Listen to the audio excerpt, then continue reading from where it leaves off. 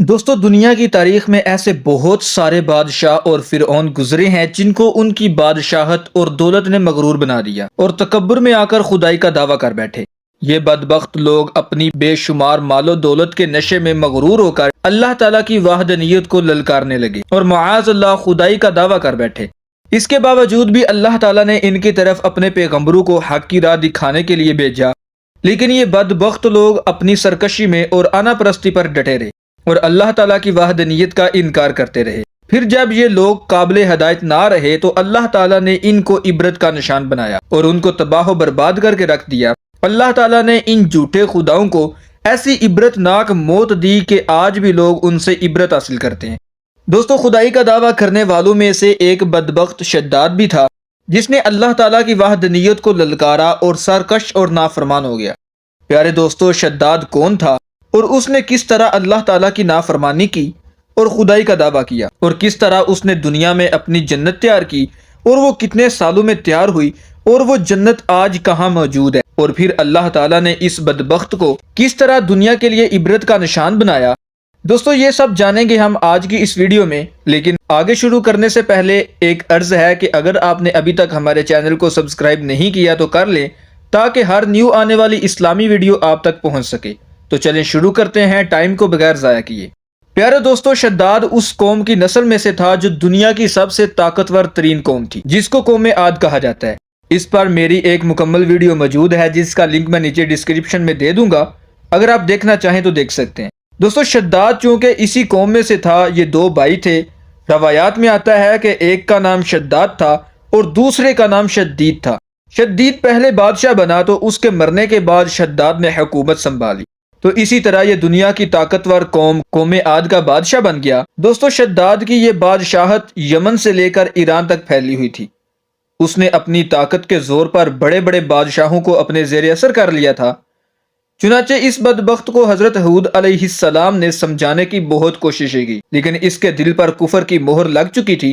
تو اسی دوران شداد اور حضرت ہود علیہ السلام کے درمیان ایک زبردست مکالمہ ہوا، جس کے نتیجے میں شداد نے حضرت ہود علیہ السلام سے پوچھا کہ اگر میں اللہ تعالیٰ پر ایمان لے آؤں تو مجھے کیا حاصل ہوگا۔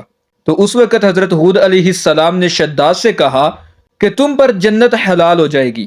جنت کا نام سن کر شداد حضرت ہود علیہ السلام سے پوچھنے لگا کہ یہ جنت کیا چیز ہے۔ تو حضرت ہود علیہ السلام نے اس کو جنت کا نقشہ بتایا اور جنت کی نعمتوں کے بارے میں بتایا۔ حضرت ہود علیہ السلام کی بات سن کر شداد مسکرانے لگا اور کہنے لگا کہ یہ کون سی بڑی بات ہے، ایسی جنت تو میں خود تیار کروا سکتا ہوں۔ چنانچہ اس نے اپنی سلطنت کے تمام بڑے بڑے کاریگروں کو اکٹھا کروایا اور احقاف میں ارم کے مقام پر جنت بنانے کا کام شروع کروا دیا۔ چنانچہ شداد کی اس تیار ہونے والی جنت میں سونے اور چاندی کی اینٹیں لگائی گئی۔ اس نے اپنی اس جنت میں شہد، پانی اور دودھ کی نہریں بھی بنوائیں اور دنیا جہاں کے خوبصورت درخت، پھول پودے لگوائے، اور اس جنت کو ہر قسم کی قیمتی جواہرات سے مزین کروا دیا۔ قوم عاد جو کہ پہلے ہی بڑے بڑے پہاڑوں کو تراش کر محلات بنانے میں ماہر تھی، تو اس نے بلند و بالا پہاڑوں پر بہت بڑے بڑے ستون کھڑے کروا دیے اور پھر ان ستونوں پر بڑی بڑی سونے کی عمارتیں بنا دی گئیں۔ دوستو شداد نے یہ فیصلہ کیا کہ جب تک اس کی بنائی جانے والی جنت تیار نہ ہوگی اس وقت تک وہ اس میں داخل نہ ہوگا۔ دوستو شداد کی اس جنت کو مکمل ہونے میں 12 سال لگے۔ تو جب وہ جنت مکمل طور پر تیار ہو گئی تو شداد اس کو دیکھنے کے لیے اپنے فوج کے ساتھ روانہ ہوا۔ دوستو ابھی وہ جنت کے دروازے تک پہنچا ہی تھا کہ اس نے اپنے سامنے ایک شخص کو کھڑا دیکھا۔ تو وہ دیکھتے ہی پہچان گیا اور اپنے حواریوں سے کہنے لگا کہ یہ شخص مجھے جنت میں داخل نہیں ہونے دے گا۔ تو حواریوں نے کہا کہ یہ شخص کون ہے اور آپ کو آپ ہی کی جنت میں کیوں نہیں داخل ہونے دے گا؟ تو اس نے کہا موت کا فرشتہ ملک الموت ہے جو میری روح قبض کرنے آیا ہے۔